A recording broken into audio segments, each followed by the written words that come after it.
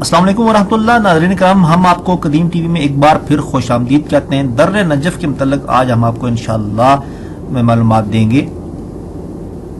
یہ سفید رنگ کا پتھر جو نجف اشرف عراق میں مدفن مولائے کائنات حضرت علی ابن ابی طالب علیہ السلام میں بکثرت پیدا ہوتا ہے۔ عظمت کے لحاظ سے دنیا کا کوئی پتھر اس کے ہم برابر نہیں ہے۔ یہ نگینہ سفید دودیا رنگ کا اور بہت چمکدار ہوتا ہے، اور بعض اوقات اس نگینے کی رنگت میں گلابی رنگت بھی پائی جاتی ہے۔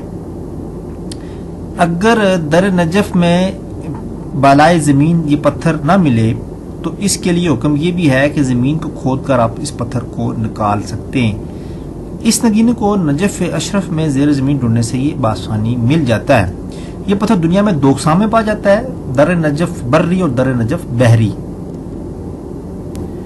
در نجف بری بھی آگے تین قسمیں رکھتا ہے، ایک خود در نجف، دوسرا موئے نجف، تیسرا تصویر نجف۔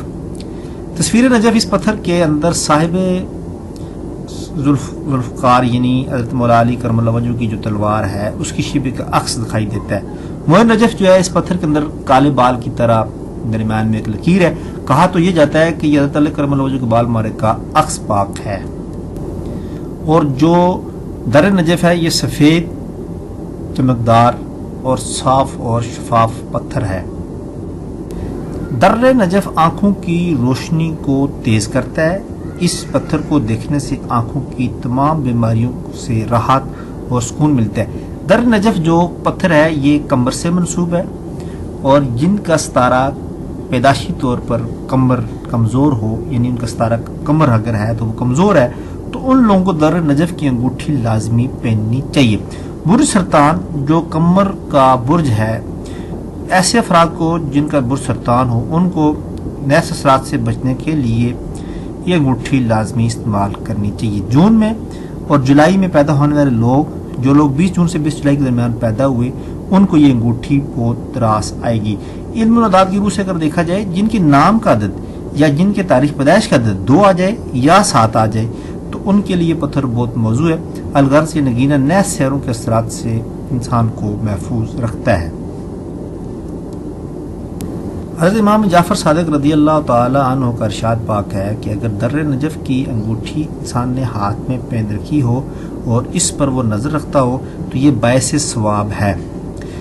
در نجف کی انگوٹھی کو دیکھنے سے اللہ کریم اس کے نامہ اعمال میں عمرہ اور زیارات اور حج کا ثواب لکھ دیتا ہے، اور پہننے والے کو مزاج میں خوشی پیدا کرتا ہے۔ حضرت مولا امام حسن عسکری علیہ السلام نے حضرت امام جعفر رضی اللہ علیہ السلام کے حوالے سے ارشاد فرمایا کہ در نجف ہر شخص کو فائدہ دیتا ہے، چاہے وہ کسی ستارے سے منسوب ہے یا نہیں، ہر پہننے والے کو یہ لازمی فائدہ دیتا ہے۔ در نجف پتھر کو ناپاکی کی حالت میں نہیں پہننا چاہیے، کسی بھی پتھر کو ناپاکی کی حالت میں استعمال نہیں کرنا چاہیے، لیکن در نجف کو نیس حالت میں نہیں پہننا چاہیے، نہ ہی اس کو پہن کے حمام وغیرہ میں جانا چاہیے۔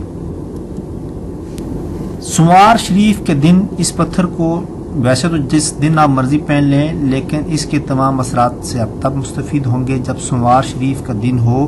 سوار شریف کے دن سے یہ پتھر منسوب ہے۔ صبح کے ٹائم اگر آپ یہ پتھر پہنتے ہیں تو اس کا آپ کو بہت فائدہ ہوگا، اور نئی انگوٹھی آپ جس دن بھی پہنیں کم از کم اس کا کچھ نہ کچھ صدقہ خیرات کر کے لازمی پہنیں۔ بہتر یہ ہے اور مناسب یہ ہے کہ انگوٹھی یا جو بھی نگینہ آپ استعمال کریں وہ اصلی ہو۔ اور نگینہ اصلی ہونے کے ساتھ ساتھ اس کا یہ بھی لازمی خیال کرنا چاہیے کہ کم از کم اس کا جو وزن ہے یہ 3 رتی سے کم نہ ہو۔ جتنا بھی آپ پتھر جو بھی پہنے، اس انگوٹھی کا نہیں، پتھر کا نگینے کا وزن کم از کم 3 رتی ہونا لازمی ہے۔ ناظرین کرام، میں امید کرتا ہوں کہ آپ میری مختصر اور جامع نالج سے ضرور فائدہ اٹھائیں گے، اور میں یہ ضرور امید کرتا ہوں کہ آپ میرے اس چینل کو سبسکرائب اور بیل آئیکن کو بھی لازمی پریس کریں گے، اور اپنے دوستوں کے ساتھ اس ویڈیو کو ضرور شیئر کریں گے۔ اسی کے ساتھ مجھے نئی ویڈیو تک اجازت دیجیے۔ بہت بہت شکریہ۔